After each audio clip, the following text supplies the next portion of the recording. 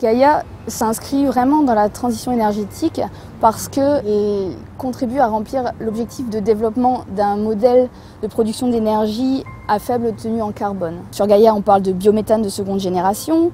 Le biométhane de seconde génération adossé déjà à un biométhane de première génération, qu'on appelle également du biogaz, qui est produit par méthanisation et qui est là une filière mature. Le biométhane de seconde génération, c'est un petit peu un vecteur énergétique qui est transportable dans le réseau de gaz naturel. Les défis qui m'ont intéressé dans Gaïa, c'est le développement complet d'une filière qui s'inscrit dans un effort global de réduction des émissions de CO2. Les énergies fossiles ont eu des conséquences terrestres, on le voit avec le réchauffement climatique. Et là, on rentre, à l'inverse, dans un cercle vertueux où on va essayer de minimiser les conséquences de cette nouvelle chimie. Gaïa est la première pierre de la construction de la nouvelle chimie. Sur un site qui est pollué aujourd'hui, on crée un projet qui est plutôt écologique. La biomasse qui est utilisée pour créer le biométhane de seconde génération est effectivement de la biomasse renouvelable.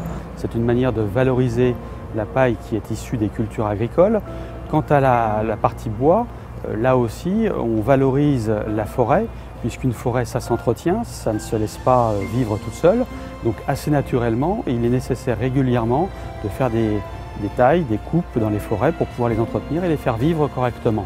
Alors, ce procédé, il est doublement vertueux, puisque d'une part, on produit du gaz vert, renouvelable, mais le procédé industriel lui-même permet de produire de la chaleur. Et cette chaleur sera récupérée, utilisée sous forme d'énergie. Et donc, de par ces deux aspects, c'est un projet qui répond parfaitement aux objectifs de la transition énergétique en France et qui, bien sûr, de par son applicabilité industrielle plus tard, permettra de le déployer dans d'autres pays en Europe et au travers du monde. On a toujours tendance à parler écologie, mais comme si c'était un grand phénomène un peu idéologique. Pas du tout. Ça va être notre quotidien dans 20 ans.